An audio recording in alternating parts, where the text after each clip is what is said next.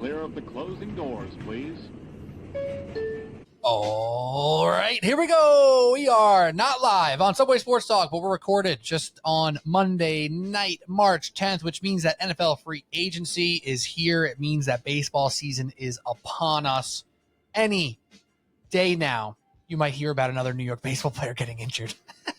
Not a great time to be a Yankee fan, but still plenty to look forward to, plenty to talk about with two great gentlemen I love to have on the show. I love to talk to. I love to see their faces. Patrick Boyle, what's up, brother? Pete, what's up, man? We got a lot to get into tonight, so I got a lot to get off my chest. I hope the great listeners of Subway Sports Talk, SST, are ready to go. And this officially then completes our most recent Home and Home, where the great Pete Kennedy was on The Fan. Oh, yeah. With me, and now I'm happy to be on SST with you, brother. Always a pleasure. What a great text to see. Like, yo, I'm on here talking Knicks. Let's chop it up. And I was like, absolutely. I think I was watching at White Lotus for the third time as my wife falls asleep, generally speaking, as we watch these things. So I get to rewatch. I'm like locked in. I've seen every episode a couple times. I was like, yes, perfect. A nice excuse to step into the other room and talk to my boy Patty about the Knicks, which we will talk about later as well. Cody O'Connor also here, not single decked out, but double decked out. Double decked up, some would say, on a Monday night with the Mets gear. Cody O'Connor, what's up, dude? Hey, it's that time of the year, right? I mean, it's one of the first warm days of the year, one of those first feelings of like, baseball is upon us, NFL free agency today. So yeah, double up on the Mets gear. My wife's mother got me this for Christmas. It's funny, like all my Christmas gifts from them are just like, they must just have a group chat that they're like, I don't know, just get him like Mets stuff or something. I'm sure he'll like that. And it's a hit every time. And I'm glad the Mets are able to end last season as fun as it was, so I could wear the OMG and remember that season always with a smile on my face. That's a beautiful thing. And you're right. It never hurts. I actually am rocking, speaking of gifts here, shout out to my Aunt Nadine, who this is a New York Knicks vintage shirt. And some people see this and be like, oh, word, like, where'd you get that? I'm like, actually, from my aunt. She's had it for 30 years. This is a legitimate vintage Knicks shirt right here. So shout out to that right there. Because a lot of this new vintage stuff, I like it. I'm in for it. But when it's vintage, then we're really talking. But right here on Subway Sports Talk, we're talking some baseball, some basketball, and some football. Not in that order. But if you like what you've been hearing, subscribe, rate, review on your podcast app, Apple Podcast app, Spotify, also on YouTube and socials at Subway Sports Talk. So I think we start off with baseball because unfortunately, there is a feeling in the air that is not very strong. It's feeling like injury season this spring training. And I keep thinking of freaking Al Cintrone's voice in my ear talking about how baseball players are soft. And now I don't think that's the case for these two folks who are hurt recently, both for the Yankees and the Mets. These are two tough sons of bitches who got hurt, but unfortunately are changing the outlooks of this season, one more than the other. So let's start with the big one. The smaller one being Francisco Alvarez. Garrett Cole, however, out for the year. Tommy John. Two of the worst words to hear when it comes to baseball, because you know it is a year. And yes, you hear that they might come back stronger. But right now in Yankees world, it's not about getting stronger in the future. It's about winning right here, right now, which is what Yankee fans expect. I believe what Garrett Cole expected and what all the greats on that team expect. So Pat Boyle, this news, does it change the complete outlook on the season to you, even though this is obviously a strength pitching for the New York Yankees, but this might be the biggest blow they could have seen? Yeah, I mean, on its own, it would be tough to deal with. Then you factor in the combination of Giancarlo Stanton having dueling tennis elbow, whatever the hell the language is around Giancarlo Stanton, and like, you know, in realistic speaking, whether you're glass half full or glass half empty, like you probably ain't seeing him until June at best. And there's also a chance that Giancarlo Stanton needs surgery and he might be shut down for the year. So you have that, plus the injury to Luis Gil, who high-grade lat strain. You know, again, they've already ruled him out for 3 months minimum. Good luck seeing him before June. Those two on top of now your ace, your most proven pitcher, a top 5 pitcher in baseball still, is done for the year. It literally feels like the Yankees season has ended before it has even began. Oof. And yeah, let's not forget, they didn't get Juan Soto back. He's with you guys now. He's across the borough in Queens. So it feels like the Yankees season is about as dark as it could possibly be. the night is darkest just before dawn. Well, it feels like it could get darker for the Yankees, and it feels like this team is now clear-cut third best team in the AL East at best.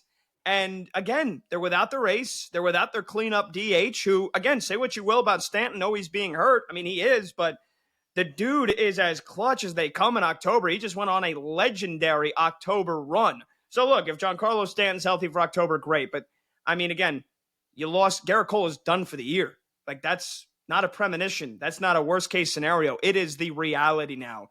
Gerrit Cole is done for the year. A Yankees rotation that is now down 2 guys till at least June, and their ace for the entire season. And, you know, it's funny, literally just a couple of weeks ago, we're all screaming to trade Marcus Stroman. Why are the Yankees holding on to him? Well, now Marcus Stroman is in line to pitch 160, 170 innings this year, get his vesting option, and make all 30 starts if he's healthy. So, I mean, again, it is hard to be optimistic if you're a Yankee fan right now, and it's easy to just say, well, Hal Steinbrenner and Cashman, let's go make a trade for somebody. Who? Like who? Sign somebody. Who? There is a gigantic hole in this starting rotation, and one that is not going to be filled for the entire season, let alone October when it really matters. And now it feels like, again, like Yankee season feels like it's over before it began, because you could say one thing, they can maybe grind their way to 88, 90 wins and make the playoffs. What are you doing in October without Gerrit Cole? What are you doing? Not much. Cody O'Connor, some strong thoughts from our buddy Pat right now. Do you feel the same doomsday mentality that Pat's kind of portraying, or are you maybe trying to look at an optimist view? And I'm not trying to point in either direction. I'm just genuinely curious. Well, I don't know how you can look at it optimistically. I mean, you named all the injuries that came before it. I mean, we were in Metsland like, oh my gosh, Frankie Montas, and now we might miss Manaea for a couple weeks. Like, that was like, oh my goodness, like, what are we going to do? It's hard to not feel like the sky is falling. There aren't that many options out there. I don't know if this is still an option, but the one I thought of was maybe Jordan Montgomery, because I know that Arizona was looking to shop him. They've kind of got an abundance of pitchers, maybe don't have to give up the most high-end prospects or whatnot. So maybe you could bring in Montgomery, but I mean, Gerrit Cole was also a bulldog, an innings eater. Like, he's a guy that gives you length. He shortens the bullpen on those days and gets those guys rest. And now every person has moved up in that rotation one extra spot. And so what looked like a huge strength for a team that already had question marks about their lineup, now you have this many question marks about your starting staff. And the AL might be weak, but it's not like, hey, 85 wins is going to win the East. Not with what Boston's done in the offseason. And Baltimore, you know, they didn't get better, but I don't know that they're falling off a cliff bad either. So all of a sudden, the playoffs are back in question. I mean, as a fan of a team that have certainly lost their fair share of pitchers in the offseason, like, this is just the worst blow you could take. It sucks. You hated to hear that. You hoped maybe the second opinion would really reveal something that wasn't this. And now, yeah, it feels like the sky is falling, and it feels like if they don't make a move for a serious starting pitcher, I just don't know where those innings come from and how you have reliability. And again, what was supposed to cover up your weakness in your offense, now you just have question marks on both sides of the ball. Yeah, this strength of pitching staff that everybody's been lauding over, which really was deserved, right? You looked at this bullpen, you looked at the rotation, you're like, this is an absolute strength, right? There's not many absolute strengths in the game of baseball right now. What you could look at this pitching rotation, you know, before the Luis Gil injury, and maybe even after the Luis Gil injury, and say this is a juggernaut pitching staff, and you can't do that right now because now Max Fried, who looks like a fantastic, massive number 2 piece, is the ace, and that's not going to be as simple as Gerrit Cole going out there, being that stopper, being that short thing, being that bulldog that he's been every time he's on the mound for the Yankees. And that just extends everything. I liken it back to the Mets when Edwin Diaz missed that year as the closer role. That bullpen was abysmal. It was really bad. And it wasn't because, their 9th inning got worse.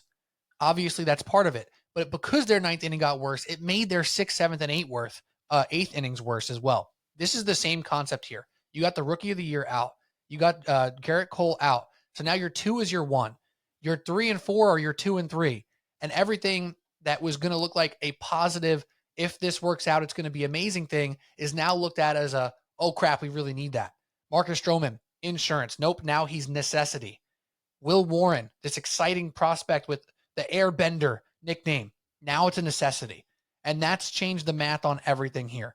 Even the guys like Clark Schmidt, who, depending on how the other starters are doing, we've seen him have success in the pen, and you have this flexibility. That's amazing. Not anymore.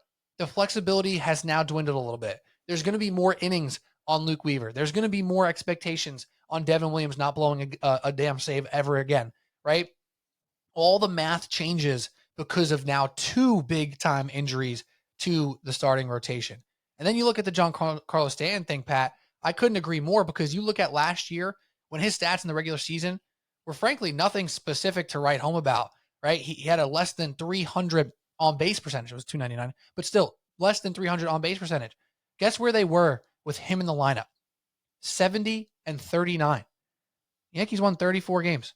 They were way better with him than without him. I'm sorry, I said 34. I meant 94 games.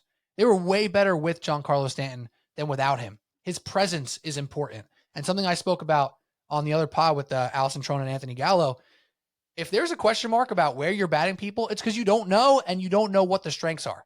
So all this talk about the question marks on offense, those still exist.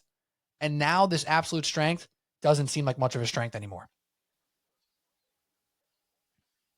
Yeah, you laid it out pretty perfectly there, Pete. I mean, now it's just more of pressure, more stress now on the offense to perform. Where, and the bullpen, because remember last year, Yankees starters had like a 2.5 ERA through like June or through July. Like, they were untouchable. Now you need all those guys to go 5-6 innings, like minimum. So it puts more pressure on each guy in the rotation. Like, now Max Fried's got to step up, stay healthy, and go 6 innings plus every time. Rodon's got to stay healthy and go 6 innings plus, it feels like. Or you're just going to have to get really creative with that bullpen. You're going to have to hope that other guys stay healthy. Like, there's no more margin for error right now in the beginning of the season, and really for the entire season right now. And now it puts more pressure on the lineup, because if the starting rotation without Garrett Cole and without Luis Gil, struggle, which is not a far cry from reality, then you're asking the lineup to now have to step up and score 5 runs a game, or 4.5, runs per game on average, versus like the average of baseball. And without anybody behind Aaron Judge, I mean, it's going to be probably Bellinger and Goldschmidt. But you don't have Soto, Judge 2-3. So now there's more pressure on Aaron Judge to perform. And if teams are just going to walk him, now there's a ton of pressure on Bellinger and Goldschmidt, the guys that are probably going to be batting after him in the lineup, to be solid, to have like prime years, not to have down years like Bellinger has been capable of in the past, like Goldschmidt had last year, the first half of the season. Like, those guys have to hit the ground running, man. So now, again, we always kind of poke holes through the Yankees' depth because there's usually not a lot of it. Wow. Again, now you're asking more of the starters, and now you're going to ask a lot of that, whatever depth the Yankees have. They still don't have a freaking third baseman, by the way. No offense to Oswaldo Cabrera. So, again, they're just going to have to play lights out for the first few months of the season just to kind of tread some water here. I mean, again, they're not the Los Angeles Dodgers, man. They're far from it. October showed that, and the apps and losing Juan Soto is going to show it more. So now you're going to have to get 10 out of 10 or 9 out of 10 from guys like Bellinger, guys like Goldschmidt, guys like Stroman in the rotation, guys like Rodon. And history has told us really that that's probably not going to be the case. So the Yankees are probably going to be a 500 team through 80 games, if you're asking for a prediction from me. Ooh, that's a good one right there. Cody, I want to ask you this about the pitching specifically. Carlos Rodon, Max Fried, one of those guys in theory will have to step up and be the guy. Is there one who you have more faith in a Yankee uniform? Obviously, we've seen some Rodon with the Yankees, Max Fried just joining the club. One of those guys stand out to you as a possible ace for 2025? Yeah, for me, it's Max Fried without much of a question. I don't know if that's the nightmares of the starts that he's made against the Mets over the years, but Max Fried is, as long as he's healthy, has shown that he is an ace caliber pitcher. I mean, that offseason addition is like, my God, where would you be without having signed Max Fried, right? Like, Can Carlos Rodon step up? That's what he needs to do. I mean, they need Carlos Rodon to fill in those innings and to be an around 3 ERA guy and giving them 6-7 innings a start to try to kind of, again, take some stress off the bullpen. But short answer, I'd say it's Max Fried without a question. I wondered after this trade, does this light even more of a fire, not to go exactly get a starter? Again, I named Montgomery, but does it light the fire to say, you know what? We need Nolan Arenado. We thought maybe we wanted him before. We need to go and say, you know what? This maybe weakness, maybe we could turn it into at least closer to a strength and a plus and take away some of the stress that's going to be on the offense if the pitching staff is what we're thinking it's going to be, knowing the injuries that we already have got. So that question, that leads me to this question here. Their over-under has gone from a 91.5 to an 89.5 on DraftKings. So not a massive change. But Pat, you kind of already mentioned you see a 50 or a 500 ball club kind of through the midway point here. I won't ask you for your over-under just yet, but do you think this actually changes the math for the front office for them to make a big swing? Because you see people on Twitter throwing out the names like Dylan Cease or Michael King, who have been rumored to be available, and every team wants them because they're both really good. But we also know the Yankees have a tendency to hug their prospects, not really capitalize on their value, and wait for these guys to maybe show up and do something. That's been part of their MO as well. So, Pat, is this the type of thing that lights a fire under them to make a big move? Or do you think they're going to piecemeal together what they have? And maybe that's a little bit dramatic, but maybe not. So what do you think? They go for it, they're full sending, or they're just going to roll out what they got? Should it light a fire? Yes. Will it light a fire?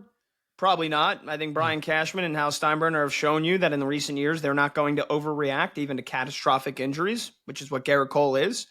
So yeah, they're probably going to piecemeal it. And now they've got an excuse to give Will Warren a start every 5 days here, assuming that it is him. And, you know, there's really, and unless I'm wrong and just flat out forgetting somebody, like there's nobody in line that's ahead of him. Not Cookie Carrasco? Cookie Carrasco? He's technically He'll be making a lot of starts, I bet. Isn't he on the roster? Right? Yeah. Yeah, you're actually minor league deal right. Or something? He's definitely on the roster, but like, are you prepared to see 25 starts from Cookie Carrasco? I don't think Yankees fans are prepared for that. Sorry to cut you off there. It's funny because like when you look at the list, he's like the 6th or 7th name, and like, oh, that can't be good, you know? Yeah, that's Cookie, but no, you're totally right, and I forgot about him because I'm looking here and I don't see him listed on the 40-man, but I'm guessing that's a move that they'll probably make by the start of opening day here. So yeah, I mean, either way, like, should it prompt Hal and Cash to go out and make a move and, you know, trade for Cease, trade for King, Montgomery? That's the guys that Cody has thrown out, you and Cody have thrown out. Yes. Will it? Again, probably not. They usually don't overreact, but definitely not before the season. Maybe at the trade deadline, if they're like in a position where they're overperforming and Heel comes back and he's like, you know, and he looks like the rookie of the year. He looks like the Cy Young candidate he was through the first 3 months of last season, and you're at a spot like July 1st, and the Yankees are, you know, 8 games above 500, and we're like, wow, okay, they made it, they did it. Now make a move, and but before the season, I would be shocked, man. I would be stunned in terms of major moves. I think they're done. I think they were done, and I think they had an inkling. I think they knew about this Stanton injury, that how it it could have reared its ugly head to start the year, and I think, you know. Look, whether they knew if there was anything going on with Cole or not, they held on to Stroman for a reason.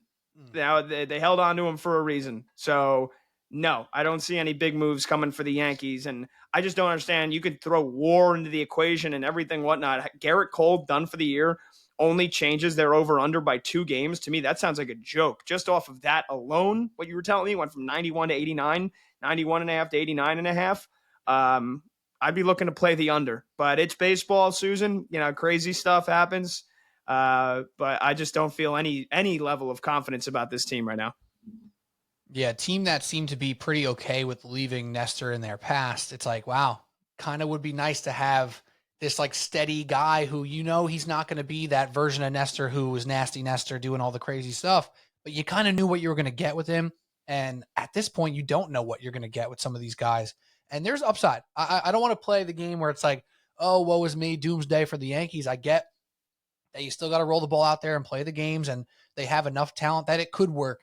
I'm just saying those question marks are way more present than they were before because of obviously the heel injury, but even more obviously this Garrett Cole injury. Jazz Chisholm, another name that we haven't mentioned yet. That much more pressure on this dude. Who's batting leadoff for this team? And that's my last question for the Yankees before we move to the Mets for a hot minute here. In an ideal world, you can't have your best leadoff hitter also be your best 2-hole hitter, also be your best 3-hole hitter, right? So Aaron Judge has to be put into a slot, and it's not going to be leadoff because there's no one behind him. They don't have the luxury that the Dodgers have batting Shohei Ohtani leadoff, right? So to you guys, what is the ideal lineup for the Yankees here? Where does Judge slot into that? Is it going to be 2 or 3? And who are the pieces that you actually think are going to be dependable batting 1, 2, 3, 4, 5, etc.? Cody, we'll start with you. Go ahead. Well, just so Cody knows, like, I think there was a lot of chatter on the Fan last week, and I think it made a lot of sense looking at some of their spring training lineups and the Mets kind of slotting what a lot of people thought would be their opener close to their opening day lineup. The Yankees had Austin Wells lead off, Judge 2, Bellinger 3, Goldschmidt 4, Jazz 5. And that's the lefty, righty, lefty, righty, lefty alternate that we know Boone loves and front offices love. And I really do think that they are married to having Austin Wells that leadoff and think they can get the kind of Kyle Schwarber-esque production that the Phillies were getting. And I think the Phillies probably are going to go with a new lineup this year anyway. That's what my treks to Philly and my occasional pop-ins to WIP tell me. But with former third base coach Robbie Thompson leading the way again for the Phils. But I do think it's Wells, Judge, Bellinger, Goldschmidt, Jazz, 1 through 5. And honestly, I would like to see Jason Dominguez or even Anthony Volpe bat leadoff. Volpe struggled after a red-hot March and first 2 weeks of April last year. I'd put the kid batting leadoff. I'm still kind of old school in that I like somebody that has a ton of speed batting leadoff that can swipe bags in front of Judge rather than just going with Austin Wells, who you're hoping, hits like 35 doubles this year, and Judge will have somebody in scoring position that way. So I don't agree with what I think the lineup will be. And even then, I wouldn't mind about putting early season pressure on the kid. I would have Dominguez bat leadoff as well, but it feels like it's going to be Wells, Judge, Bellinger, Goldschmidt, Jazz. And I don't have any problems with 2 through 5. I love Austin Wells. I think he's a dog. So hopefully, again, his OPS is in the 800s, high 800s, and that Judge does have somebody on base more often than not. I'd have been thinking, and I didn't know, and I just looked this up as you were talking, that Austin Wells has been hitting a little bit more leadoff. Would not have been on my bingo card. I would have said for sure Jazz Chisholm or Cody Bellinger would have been my thoughts for leadoff. Jazz Chisholm has done it before. He did it in Miami. He's comfortable enough there. I think he can also lead you off with a bang. I was trying to sneak in some stolen base numbers, but couldn't quite get to those. I think he's had a couple, maybe like a 20-ish steal season, right? Like he can swipe bags. It's not, it's not 40 plus, but he can swipe bags. He could keep a little pressure there. So as long as he could stay disciplined, I would think Jazz Chisholm and then Cody Bellinger would be another option. But if they could find that spot and be like, hey, we're comfortable with this guy starting it off and setting the table for Judge so he doesn't just get pitched around, because it's not always protection behind you. Sometimes if you got a guy on base before, and that's what Juan Soto was last year. Like if Soto doesn't get on base, Judge gets pitched around. So often Soto's on base, you have to throw to Judge. It's just the way it's going to work. So the guys in front of him are going to be just as important. I would have leaned again Jazz or Belly, but who knows? Maybe it's Austin Wells, and they shocked the world with that. Jazz did steal 40 bags last year between Miami and the Yanks, and he had 22 stolen bags with Miami the year before that in 97 games. Well, thank you. 40 is way more than I would have guessed. Yeah, he's had a few that he's gotten up there. The problem with Jazz is he's not an on-base guy, and that's the same problem with Cody Bellinger, right? Like Cody Bellinger's had 2 years. Granted, they were his last 2 years with LA that went pretty poorly, where his on-base percentage was under 300. So, like, you're not slotting that dude in. I know he was better his first year in Chicago and still pretty good his second year in Chicago, but the Yankees are going to try to find whatever minor detail can help push them forward. And I think they're expecting that Wells has more of what it takes to have a good eye at the plate, to get on base, even if he's not going to be stealing any bags, obviously. But maybe he's on base more. But also, we know with the Yankees, the fact of the matter is they're changing their lineup all the time, right? So I do think we do see some Volpe in the leadoff spot. Obviously, Austin Wells is also a catcher, so he's not playing every day. Ben Rice is going to do some catching apparently too. Maybe he's been catching some spring training stuff as well. So like that's going to change. I do think the best version of the Yankees is with Anthony Volpe as the leadoff hitter. And I understand that he might not be ready yet. I know the stats haven't been fantastic for him in the collective. Like last year, 240, 290 on base percentage for the entirety of the year. It's not what you want. That's not great. But the best version of this team for this year and moving forward is probably going to be if he becomes at least a solid hitting shortstop. And I don't know if they're going to be willing to give him that chance again this year, but I also do think with how much they changed their lineup, they're amongst the league leaders in lineup variations every year. It's like 162 games, 112 different lineups for the New York Yankees. Like we know what it is with them. So I think you do see Dominguez. I just don't know when it's going to be. And I wish one year the Yankees could learn to be a bit more aggressive in those senses. Like I get their calculated approach, but at some point you have the marquee talent, even though one of your marquee talents just got out for the year, the marquee talent to allow for flexibility and, experimentation. So I'd love to see Dominguez and Volpe get into that leadoff slot, but I don't hate the Wells thing. I think, Pat, I agree. He's a dog. He's a guy who seems to project forward in a great way, but also is he your most consistent option after Judge? And, we're putting a lot of weight then again on Cody Bellinger and Paul Goldschmidt to be to the back of their baseball card 2-3 years ago. And that to me is a sketchy situation. So I'm very intrigued. I've been raising these question marks on the Yankees offense for weeks now. So I don't know how this is going to look, but I know for a fact that Yankee fans are going to see those lineup cards on Twitter 2, 3, 4 times a week and just be like, what the fuck is going on? Who's batting fourth? Who's batting behind Judge? Because like Dom Smith is finding his way in there at some point, right? Dom Smith is batting third in a big game against Boston for some reason. Like it's going to happen.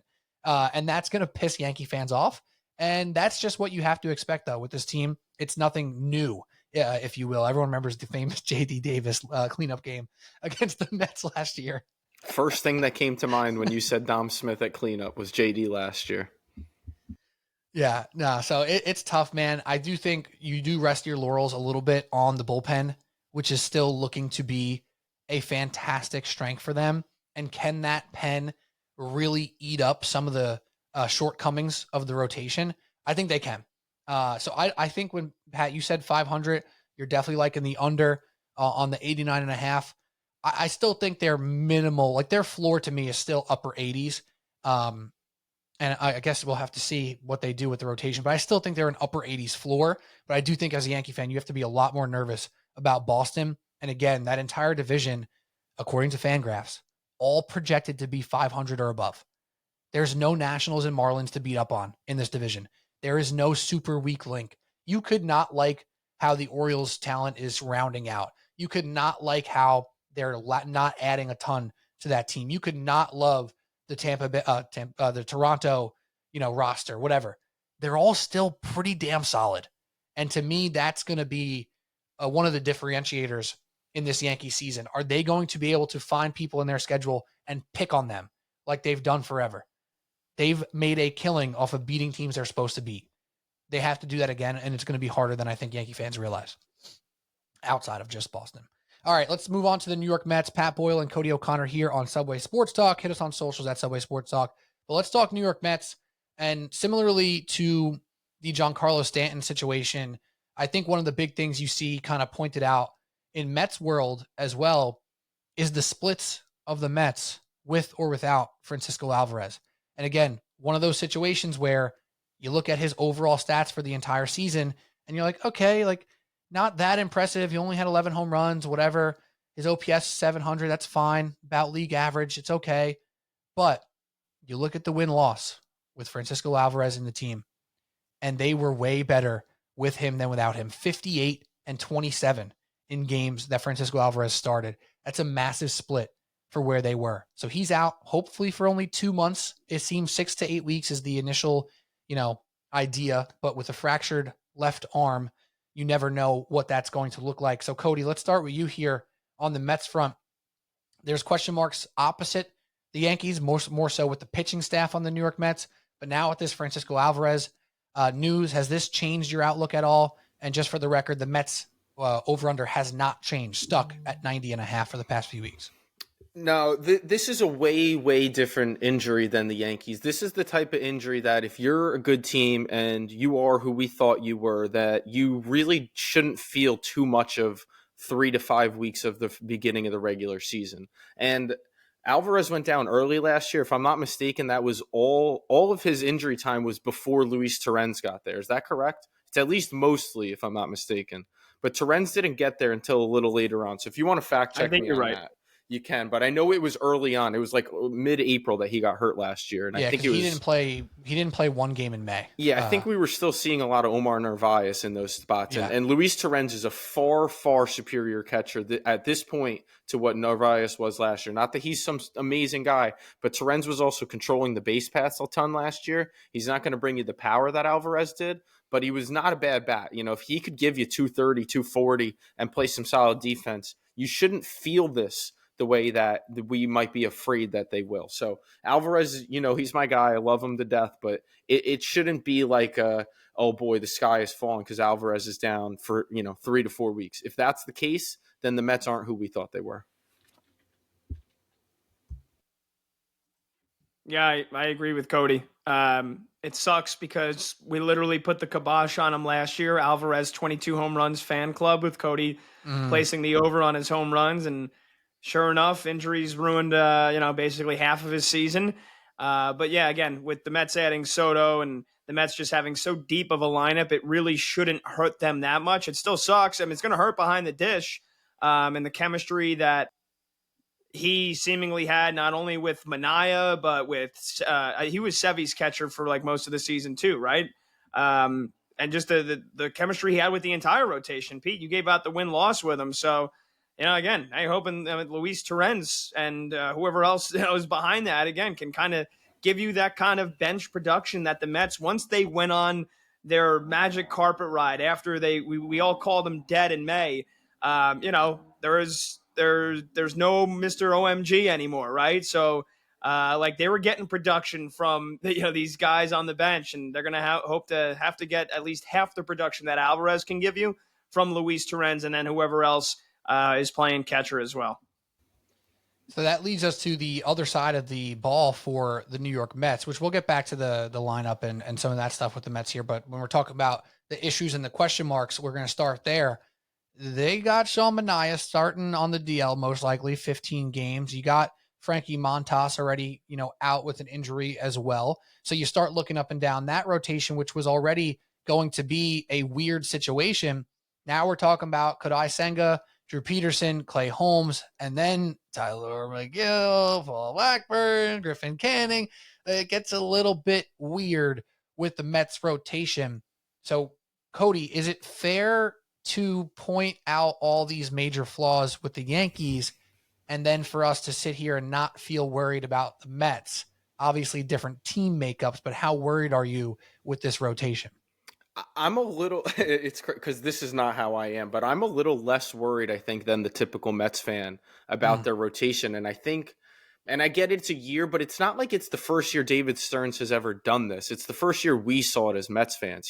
He's been able to go out and find diamonds in the rough. And it's not going to be maybe as amazing as last year finding, Severino seemingly rejuvenating himself, and Manaea the same thing, and even the stretches you got from Quintana. But do I have belief that David Peterson is just healthy and going to be a legit guy in the rotation? I do have a belief that he can be a 3-0 to 3-5 type of starter. I do have a belief that maybe Clay Holmes being a starter isn't that crazy. And I had that belief before the start of spring training. I don't want to combine the feeling of that with the overreaction of 9 good innings in spring training. But to this point, he has looked like, oh crap, like maybe he could be a guy, and maybe these depth pieces can be something. Griffin Canning threw well today. Is he going to give you that every day? No. Can I sit here and rely on Griffin Canning and Tyler McGill every time out?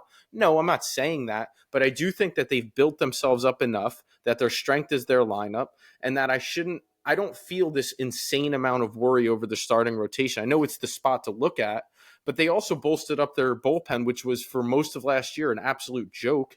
And this year they should be much stronger in that aspect. So if they can, be the bullpen I think they are, and a couple of those swing guys hit, which I do believe that some of them will, at least one or two, I don't have this great fear that the starting rotation is just going to fall flat on their face. Now, Pat, I Yeah. want to. Oh, go ahead. No, I was just gonna say I don't. I think you better hope that lineup can score 6-7 runs routinely, because I think that starting rotation is a joke, and I have really no confidence that Clay Holmes is going to last as a starter. I think he's back in the bullpen by June. Again, if you get Paul Blackburn or Griffin Canning or Tyler McGill, like one of those three guys to give you, a sub 3.5 ERA, 5-6 innings most of the time they go out, I think you'd be lucky to get it out of one of those guys. Senga, you better hope he stays healthy. And, how is Peterson going to do now coming off of a long season where he was counted on to make a ton of starts? So, yeah. Again, maybe I'm glass half empty when it comes to New York baseball going into this season where there was a ton of expectations. I'm just tempering those. Now with the Garrett Cole injury and Heel and Stanton, we have an obvious reason to. But even with the Mets, I just think they get off to a bit of a slow start because of how mediocre that starting rotation is probably going to be. So I said through 80 games, the Yankees are probably 40-40. Through 80 games, I think the Mets are probably 43-37, just because the pitching can't really be counted on. And I think, Cody, you would probably, and Pete, you guys would probably sign up for 43-37 through 80 games. I'd live with that for sure. I want to ask you this question though, Pat, because with the starting rotation, I know you said you're a little bit glass half empty. How important do you think it is that they do have one person really jump out and get to the forefront of that rotation, whether it be Senga, Peterson, or God forbid Clay Holmes? Doesn't sound like you'll choose him, but do you think it's a necessity for one person to really stand out and be that stopper? Or do you think it's going to end up being more of a strength in numbers, no major strength, no major weakness? Like, what's more likely, a standout or kind of like a meddling decency? No, I think you'll probably, I would hope Senga has shown it in the past, right? And now he's had a full off season to recuperate. I think the fact that he was able to, not pitch great, but at least give you something in the postseason last year. And now he's had a couple of months to kind of get, cool down and now get back on track here. I'm hoping Senga is what he was in 2023, which was their ace, a bona fide ace. And I'm pretty confident that if he is healthy, that he will be that guy. He'll be that stopper. He'll be the guy where it's like, all right, Mets just lost, 8-7 and then 6-5 the last two nights. Now we need Senga to be the stopper here. Give us 7 innings of 1-run ball. Like, I'm confident he will be that guy. And I think Sean Manaea, again, I feel like we have to put the disclaimer, assuming he stays healthy for like every guy in New York baseball nowadays. But assuming Manaea stays healthy, like, I still think that's a pretty lethal 1-2 punch. So I think this rotation would probably be more top heavy, where it's Senga's giving you what he gave you in 2023. And once Manaea is healthy, he's right there. And then it's that rest of the rotation where it's like, God damn it, man. For 3 games in a row, just please let the offense be what we hope it's going to be, because we're probably going to give up 5 or 6 runs. So would you say you have a lean on the Mets 90.5? You had a lean on the Yankees, and you don't have to make your final pick yet. We got a few weeks here still, but do you have a lean there? Not really, to be honest. I think 90 is a really great number. Again, that division is tough too. Atlanta's in it. I know they don't play these teams 18 times anymore. Atlanta's freaking good. Philly is freaking good. The Nationals are young and they're coming.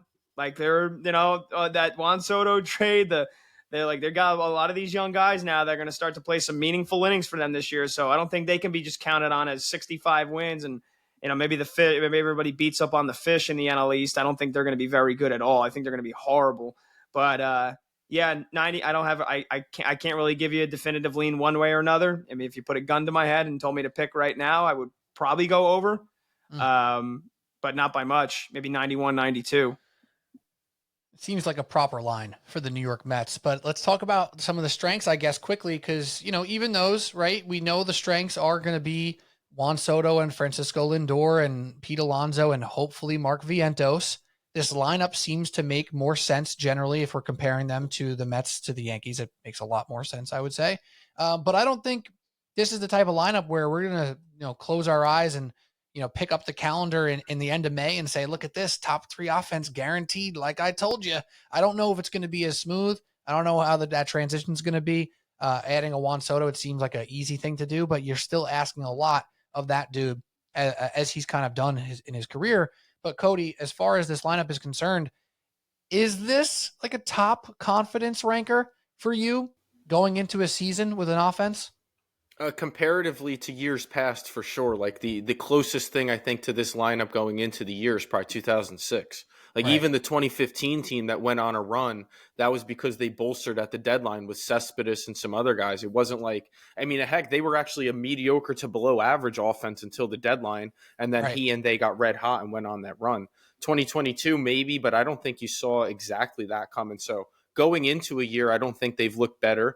And when you talk about the ifs, like every team has ifs, right? Like oh, what if Jeff McNeil become, not the batting title Jeff McNeil, but what if he hits to 280? Like, what if Francisco Alvarez does have this new stance that works out? And what if Mark Vientos repeats his success? But I think that their ifs are more likely than like some of the other ifs, especially when you're talking crosstown with the lineup specifically. And I think that they have the depth where it's like, you know what, Jeff McNeil, you're not cutting it. We're going to move on to the next guy and maybe try another guy. And so I think they have enough moves in the roster to make the fits work. But it's baseball's got to be the craziest sport to try to predict, especially from the start of the season going on with the amount of games, with the amount of injuries, the way it goes, and just the way the ball bounces. But all those ifs come together. I think that this is the best Mets lineup since 2006 going into a season. And Patty, do you agree with that first and foremost? Do you agree? Yes. I mean, at its ceiling, this is the best offense in baseball, and I know the Dodgers exist, but at its ceiling, this is the best base. I mean, at its floor, this is like the sixth best offense in baseball, and I would say probably the Mets are probably going to end up at the end of the year number 2 or number 3 in runs scored.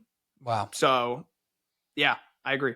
Wow, that's great. Great to hear from me, from the glass half empty New York baseball guy. I mean, they were seventh last year, if I'm not mistaken. They had this. Yeah. They scored the 7th most runs in baseball last year. You added Juan Soto now, like just that alone probably bumps you up 2 or 3 spots. And do we think, if we had to make a prediction here, do we think that the lineup is going to look? Right now it's Lindor to Soto to Vientos to Alonso. Is that what we expect to see for the foreseeable future? That's what I expect to see, and probably Brandon Nimmo at 5, and now you're slotting guys up like Starling Marte, Jesse Winker, which is a nice little combo. But I do think that front 5, with maybe the exception of like a lefty's on the mound and Nimmo gets slotted down, or a righty's on the mound and Vientos maybe slotted up, whatever the case may be. I think that 5 pretty much is interchangeable, but that those are the guys, and 1, 2, I don't see moving pretty much all year. Yeah, I think you occasionally see a guy like Brandon Nimmo catch a little heat for not being as productive as you would have loved him to be. But then you kind of do think about the math of it all. And now he's not batting leadoff anymore. Obviously, that changed last year. He's not going to be a top 3-4 hitter in this lineup, basically ever, outside of off days. Him doing what he's done for most of his career, he at the 6 hole is a huge win. Him in the 2 hole or the 1 hole, maybe not as much. So I think the math of the lineup just makes a ton of sense. And then, like you said, Cody, I think the big part is they have more swings at the bat. And I don't mean that literally. I mean with different pieces that they can slot in, and we'll see how that goes. All right. That's enough on the Mets, unless we have any last words here on the Mets. Are we ready to move to football? Cool. So time for some football talk here on Subway Sports Talk. And obviously we have to start with some news with the New York Jets. Wow. And Pat, I'm going to call ISO ball. I'm going to give you the rock right now. Low post. I know Cody said he's the best post player on this podcast. He didn't say that, but I know he's thinking it. But I want Patty B, low post, throwing bows, because you put a few little things in our group chat today about Justin Fields and the New York Jets, and I got to check you to see how serious you were about those claims. So, Pat, Justin Fields, New York Jet quarterback, the ball is yours. Yeah, I mean, I've just been, shout out myself here, pat myself on the back. If you've been listening to me on WFAN, literally anytime I've been on the air over the last several weeks, I have made sure to make a note of this over and over and over again, that I want the Jets to get Justin Fields. I've been screaming it from the mountaintops. I said, screw Aaron Rodgers. Forget about Russell Wilson. Forget about drafting a quarterback. Forget about any other veteran bridge option. that was available. Kirk Cousins, I don't think anybody wanted. I said it's always been Justin Fields. Like, this guy just has been straight up disrespected for the last couple of years. I mean, he's only been in the league for a handful of years, but he got disrespected by the Chicago Bears. They kicked him to the curb, never really believed in him despite having multiple head coaches, multiple offensive coordinators, and they decided they wanted to go Caleb Williams because God forbid that they missed on the next Patrick Mahomes. And I mean, look, Caleb Williams looked pretty damn good for a stretch of this season, but also, looked like not a guy that should have been taken as the number one overall pick. Jaden Daniels outshined him by 100 times. And then I think he got disrespected with the Pittsburgh Steelers this past year too. I thought he was very good for them through the first 6 games. He had 11 touchdowns combined and just 1 interception, 5 touchdowns through the air and 1 pick. He was throwing for a pretty damn good completion percentage. He had 1,100 yards with an offense that struggles to move the football, with an offensive coordinator in Arthur Smith that didn't know what the hell to do with all the weapons he had in Atlanta. And I still don't think he knows what to do, even though he's not a head coach anymore. So I think it's Justin Fields' chance to finally shine. I was hoping that the Jets would be the ones to give it to him, and they are. Aaron Glenn and Darren Muji are a lot smarter than not that I thought they were dumb, but they're even smarter than I thought they were, because I didn't think that, maybe that they would have gone for this. I thought maybe they would have gone a different route. So I'm glad that they went with Justin Fields. Just like I said last year on our sports betting network on Odyssey, BetMGM network, I said Sammy Darnold's going to have a career rejuvenation and the Vikings are going to go over, and I think he's going to be phenomenal. I never expected 14 wins. I mean, he crashed and burned at the end, but overall, Sam Darnold was brilliant.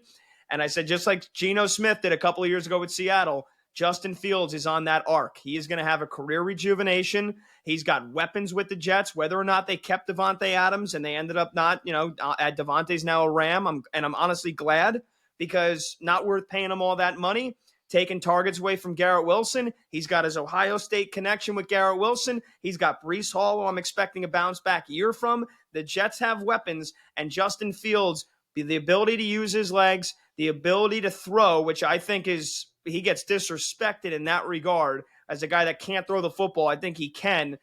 I think he is going to have a phenomenal year, and the Jets are making the playoffs with Justin Fields as quarterback. I've said that for weeks, and I'm standing 10 toes down on business again.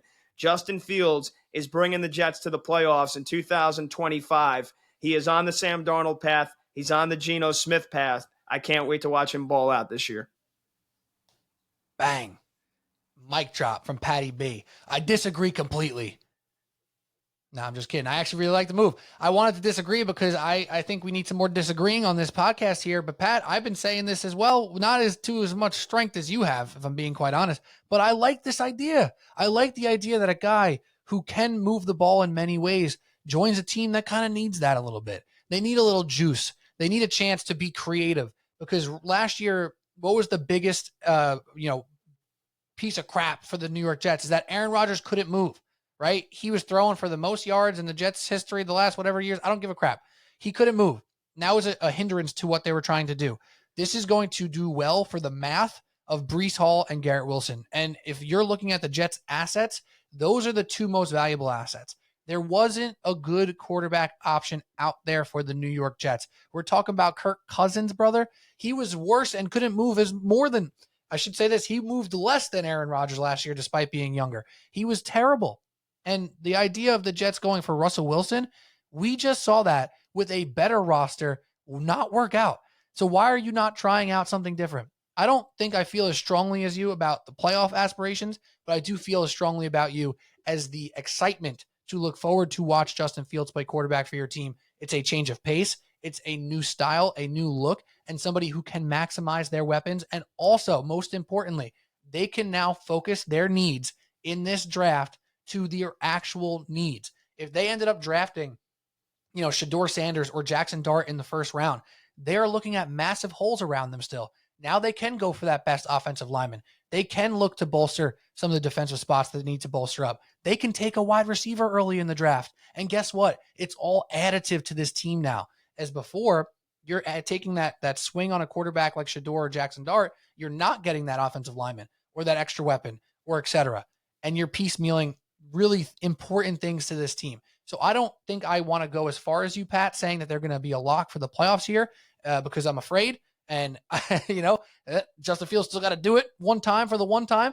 But for the math of building this team, there is zero downside to this, in my opinion. The pieces around him are young enough, important enough that you put your quarterback position away for now. You know what you got, and you add. And if Justin Fields crashes and burns, guess what? You were still additive this year. And that, to me, as a Jets fan, I would be thrilled, because there's been too many years saying one piece here, one piece there, boom, we should be good now, right?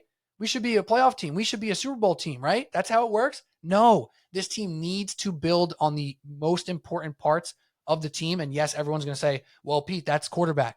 Correct. But if you were putting your future in Jackson Dart or Shedeur Sanders as a Jets fan right now, you don't have a future. There's too many other holes. And now you can focus on those other holes and make something happen, whether it be with Justin Fields or after him. Yeah, and so now that makes the quarterback picture in New York clear, because the Giants got their guy, Tommy DeVito, re-signed to a one-year deal. So Malik Neighbors should be happy. No, I mean, look, Pat, I was even going to give you your flowers about Sam Darnold before I made my prediction, but you gave them to yourself, and rightfully so, because you nailed that one last year. And it kind of felt like coming out of nowhere, and it couldn't have been any more right. And now he's with Seattle. I don't mind the swing attempt for the Jets, but I don't feel strongly about Justin Fields like taking them over the top. And when I'll tell you, I respect you for going out on a limb, because going out on a limb is saying the Jets are going to make the playoffs. That's really like, hey, I'm going for it right now, no matter who's the quarterback. You say, hey, the Jets are locked into the playoffs. When's the last time they were in the playoffs? 2009? Like, that's going out, and I respect that take. Do I believe it'll happen? The last I saw of Justin Fields, it's not like I hated it. I didn't love it, though. And Pittsburgh, Russell Wilson took over, and for a second he looked like really great, like to the point where he was like changing my opinion on him, and then he seemed to plateau. So maybe that's not the greatest example, those 3-4 games, but it's not like I was incredibly impressed with him in Chicago. So he's got a lot of work to do, in my opinion, to gain that trust. But for 2 years, $40 million at the quarterback position, I mean, wide receivers are getting paid more than that. Hell, running backs are getting paid that, Saquon Barkley. So it's worth the swing attempt. It's worth not bringing in the Aaron Rodgers and following it up with a guy who's not an unproven, completely unfound rookie, or a guy that is completely just a home run chance. Justin Fields has some type of proof to his pudding. It's worth the shot. Again, I'm not confident like Pete is in saying playoff for sure. But 2 years, $40 million, take your chances. I don't mind the move. We'll see how it works out. Yeah, and Pat, real quick before you jump back in, I just want to add this one more thing on this front. You mentioned Breece Hall bounce back. To me, this is probably the best thing that could happen to Breece Hall, right? Like, some of the pressure that was on Breece Hall last year with their run game was so obvious when you were watching them. It's like Aaron Rodgers can't move. Right? So it's either the most obvious handoff of all time, and he's getting swallowed up at the line. He also didn't look quite as fast as he did in the year prior. Now there's a real threat next to him that can actually extend the pocket. He can obviously run the ball himself. That's going to be, to me, the biggest win here, is proving you still got something with Breece Hall. And also, excuse me, but also with the idea of finding a floor raiser quarterback for the New York Jets for me right now, it just doesn't make any sense. Why are you trying to play it safe? You should be taking a swing on this guy who you know is not going to bottom out your team completely. You're going to be competitive with Justin Fields, but why are you taking a freaking Kirk Cousins or a Russell Wilson or somebody in that ilk?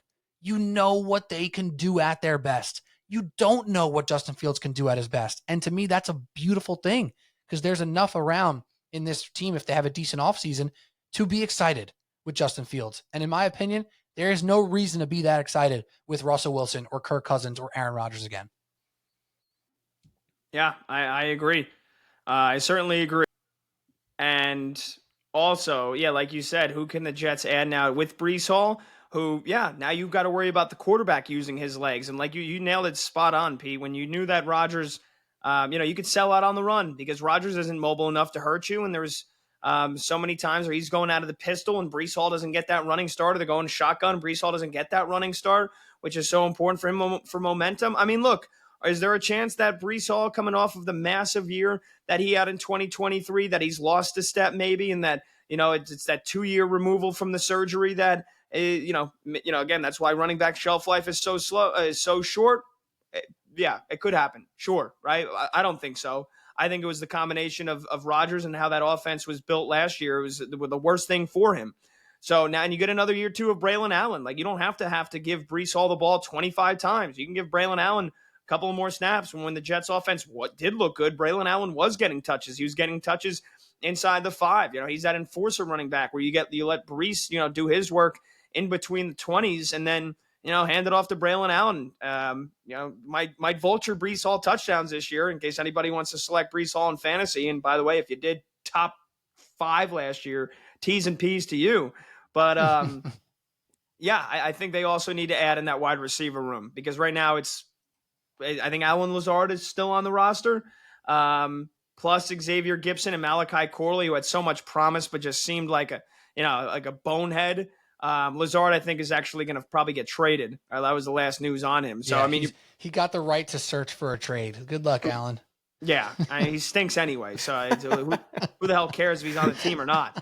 But it's Garrett Wilson and then like Xavier Gibson and Malachi Corley. It's not a lot to get excited about. So, yeah, if the Jets aren't going to do it in free agency, they're going to have to do it in the draft. And I wouldn't be surprised if they go O-line at number 7, and then in the second round, why not just go ahead and get another Ohio State Buckeye? Go out and draft Emeka Egbuka and give Justin Fields his former receiver and Garrett Wilson, and then give him Emeka Egbuka as well. But the Jets absolutely need to add a receiver as well, because that is a sore spot for them as we currently sit here.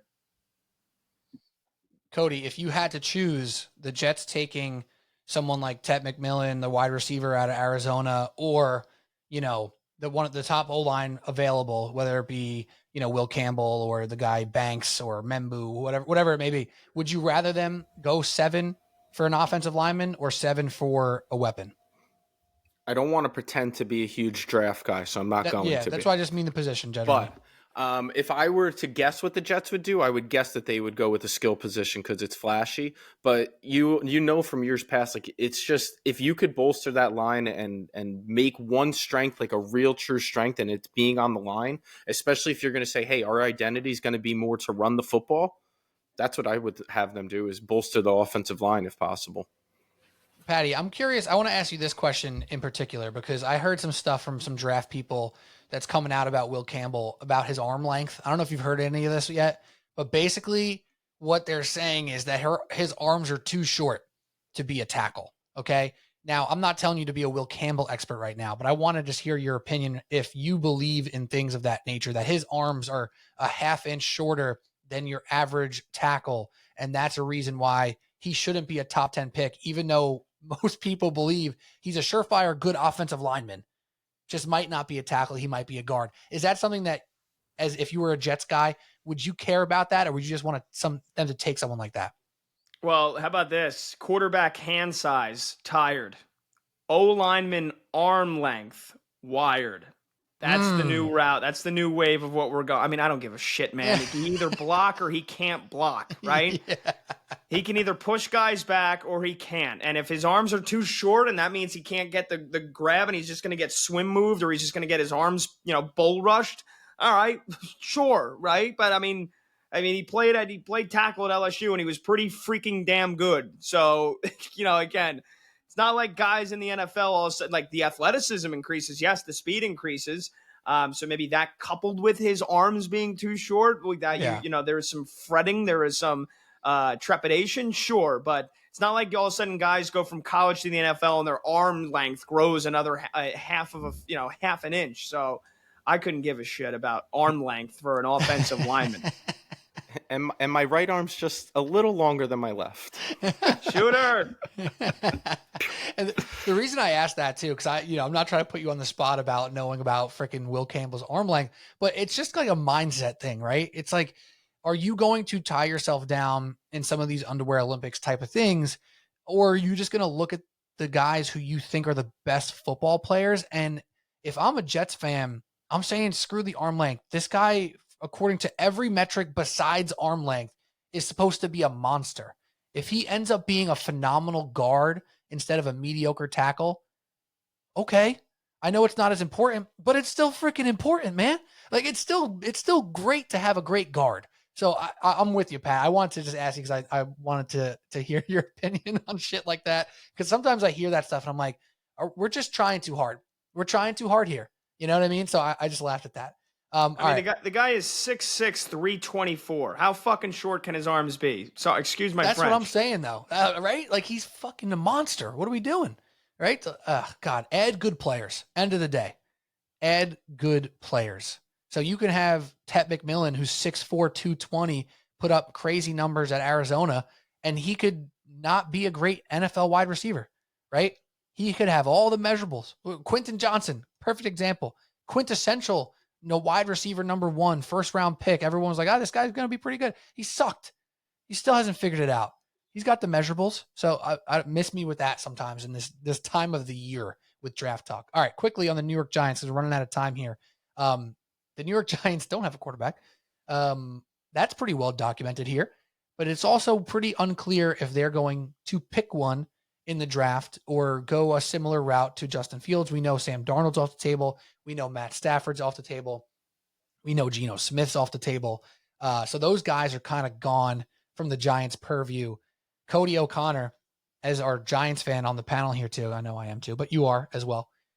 What is your gut saying? Is it going to be a Shedeur Sanders? Could it be a Cam Ward?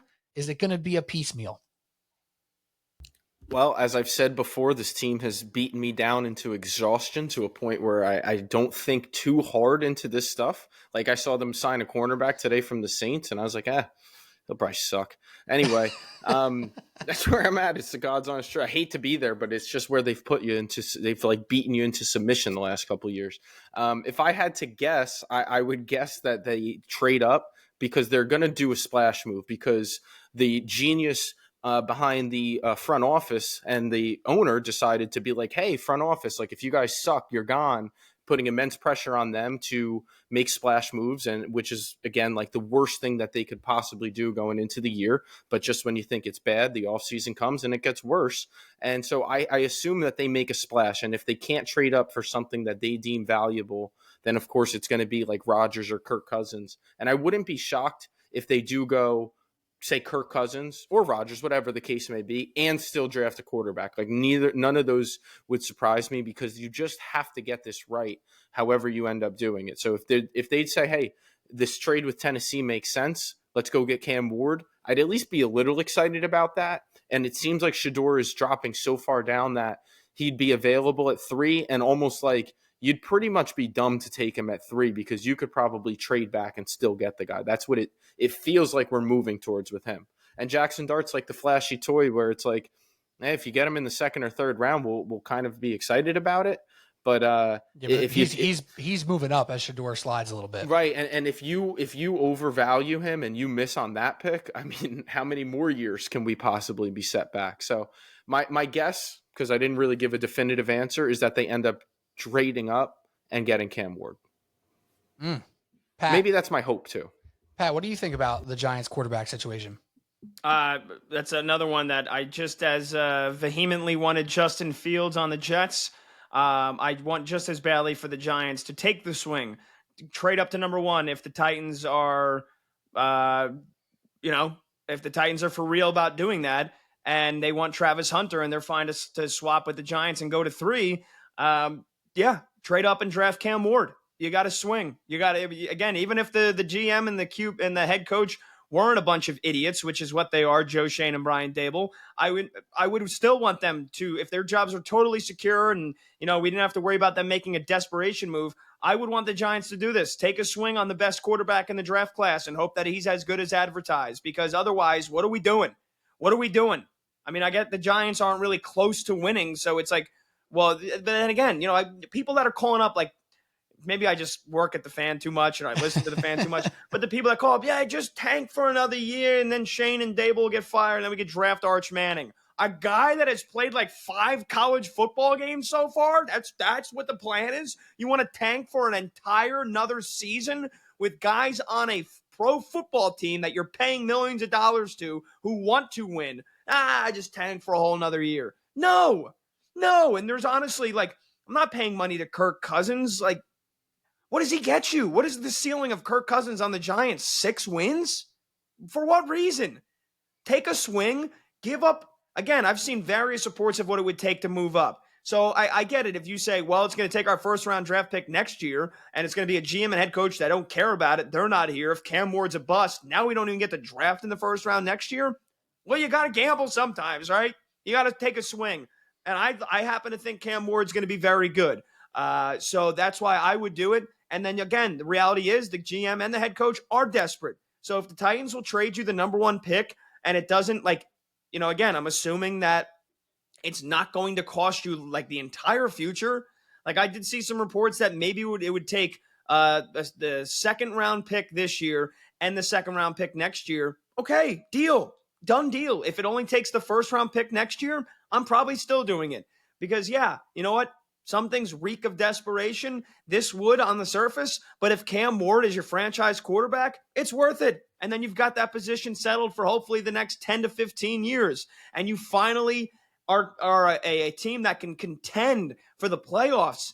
That if Cam Ward has a Jaden Daniels season, if Cam Ward has a CJ Stroud, hell, if Cam Ward has 60% of that, the Giants are doubling their win total from last year. And now it's, okay, 6 wins with like a year of Kirk Cousins. Now what do we do? Or 6 wins with a year of Russell Wilson. All right, now what do we do? Because if you win 6 games, you're not drafting top 5, and then you're maybe looking in free agency next year. You win 6 games with Cam Ward, it's okay. We've got a foundation for the future. Now we can build on that. Now I can say, all right, if Cam Ward takes another step in year 2, we're an 8-win team. We're a 9-win team, right? You can't go anywhere in this sport without the quarterback.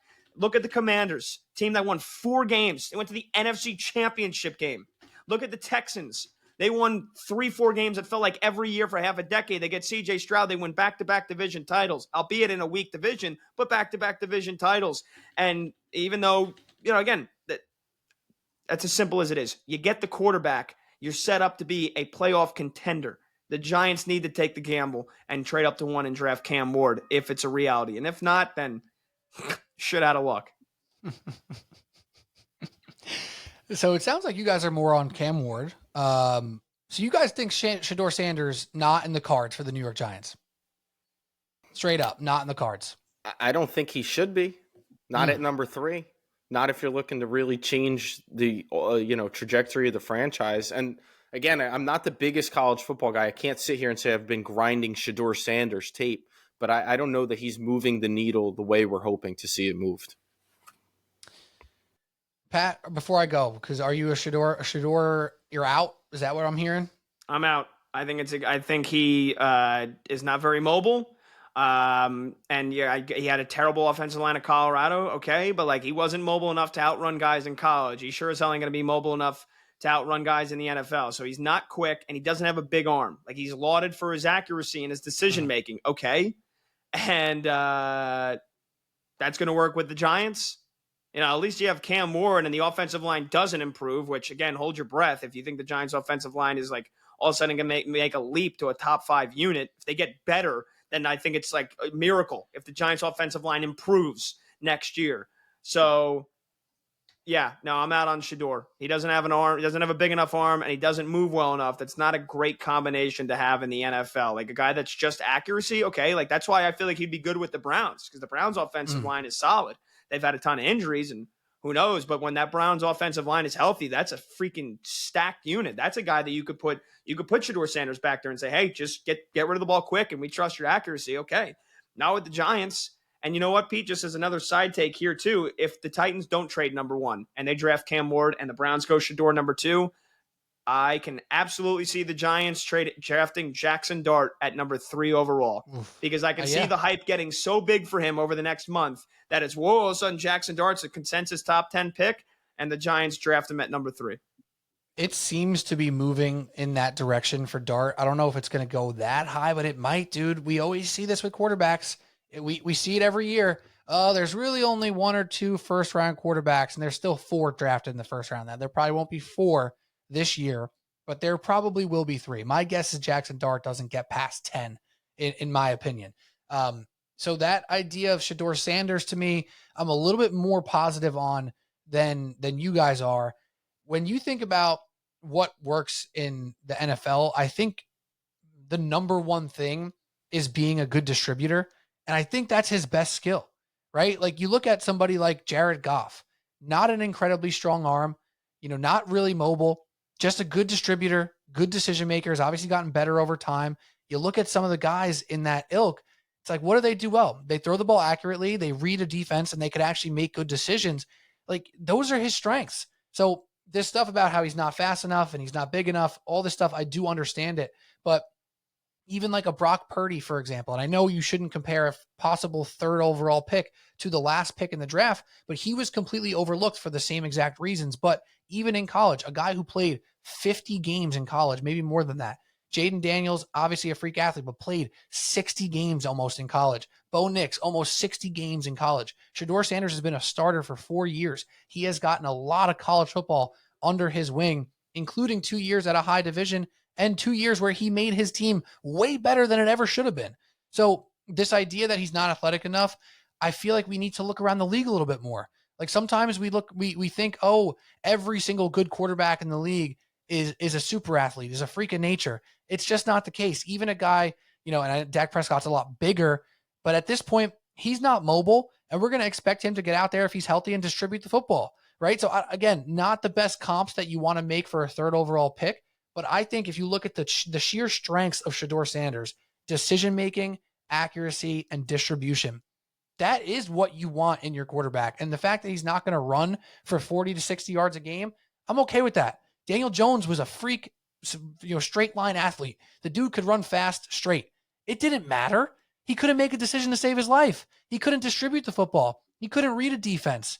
So I'm in on Shedeur Sanders. I think that if he's lucky, he won't go to the Giants because I don't know if they're equipped to handle or to give him, the right playbook necessarily. I mean, that's a bad choice of words, but there are many situations, in my opinion, that would be good for somebody like Shedeur Sanders. And I think there are quarterbacks in this league right now who look like Shedeur Sanders from a talent standpoint. So I'm in. I'm not saying he should be over Cam Ward necessarily. I get the infatuation with the bigger arm, the better athletic traits. But, I mean, look around this league, man. There's a lot of quarterbacks who aren't super athletic. Baker Mayfield was lauded for the same things in college. Oh, look how good he is in the pocket. He moves around. He outruns a few people. He didn't do that at the next level. Like Shedeur is not going to do it at the next level either. And that's okay. As long as the other things are good enough, I'm okay with it. So I'm pro Shedeur Sanders. Because if you're telling me Bryce Young, he ain't athletic. He was the first overall pick because he went to Alabama and played with the most elite talent possible. Shedeur Sanders is a better athlete to me than Bryce Young. He's got just as big of an arm. He's got all the decision-making tools in the tool bag. So I don't think he's graded properly, and that's because of who he is. But I think there's a lot of situations in this league that Shedeur Sanders could go into and be successful, not just because he's a 6'4" big arm guy who runs a good 40. He does all the other stuff good, which is what we criticize all these athletic dudes that they can't do. So I'm in on Shedeur. And I would love the Giants to draft him, frankly. I'd be thrilled to have Shedeur Sanders as my quarterback. Excellent, fair points. You know what I love, too, is that Week 17 culture win against the Colts to take this decision right out of their hands. That was huge for them. 45 points, baby. 45. Dude, but listen, again, I'm glad you said the Colts. Another example, Anthony Richardson. He played no college football. Like, this guy played what? Like 13 games of college football, if that? And he hit the 40 time. He's strong as hell. He throws a bomb of a football. And what does he not do? Throw the ball accurately. He doesn't, make great decisions. CJ Stroud, another guy. He's athletic, super athletic. He's not super fast. He's not super strong. He has a great arm, but not like this Josh Allen rocket ship arm. Like, to me, Shedeur Sanders is more like CJ Stroud right now than Cam Ward is like Josh Allen, for example. And Josh Allen, again, probably a bad one because he's a freak of nature. But the point stands, in my opinion, because Cam Ward is looked at as this upside guy, massive arm. Look what he does when he extends the pocket and throws the ball 50 yards downfield into the corner of the end zone. Amazing. A lot of guys in college do that. Sorry. I know he broke records. Don't care. Don't care. I don't think he's that much better of a prospect, in my opinion.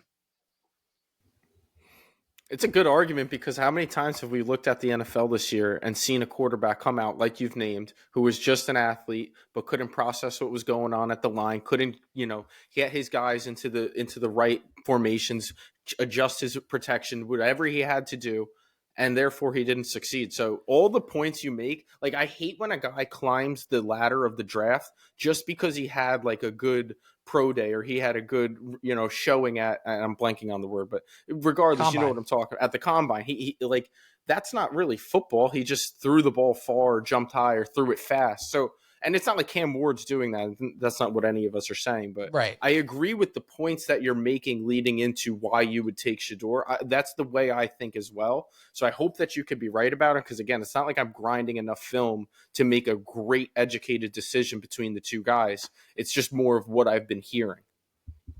Yeah, I agree. We'll see. All right. But I think that's all we got. We were going to do some basketball, but it's too late now. We can't be doing all that. Any last words, though? Cody, do you want to use your last words at least to say something about basketball? Well, I guess I'll try to be relatively quick. One, SGA should be the MVP of the season. I don't think there's much of a question there. He's doing things that are literal like Jordan, Kobe-esque, but because he's at the top of the mountain right now, we have to try to, bring him down. That's what some people choose to do. And that's why, the troll himself isn't here, probably because the Wi-Fi doesn't reach underneath the bridge that he's staying in. So, it is what it is. People want to call him out, do what they got to do to try to bring this man down. But if you watch the games, you watch him, he's exactly what you would want and what you've been clamoring for a superstar to be. And it's still not enough. He's a two-way player. But as we speak, Jalen Williams got hurt tonight, so I'm a little more concerned with that. And I'm more concerned with what is going to happen in the playoffs, which I've been concerned about since the beginning of the season. So that's all that really matters. I'd rather OKC come out of the West and go to the finals and potentially win a finals than SGA get the MVP. But I think that both can happen in the same season, and I'm hopeful that that's the case. But we got to see what happens with Jalen Williams, because if that is anything serious, and I haven't seen what it is, then that certainly will change their trajectory and my hope going forward. Patty, any last words, any plugs?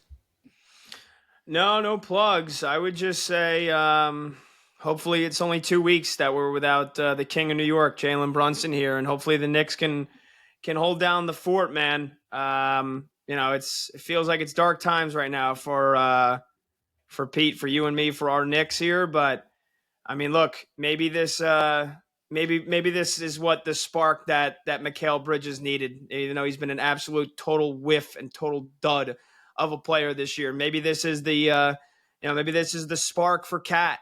I mean, because he's kind of been mediocre, and I know he's going through, his girlfriend's best friend died, and he's going through some stuff, and he's also been battling. He's kind of been banged up, but 3 games left on this West Coast trip, man. Like, can we just please take care of Sacramento tonight as we're recording? Hopefully, I'm manifesting a win here tonight. No Sabonis for the Kings, so can we please get a win?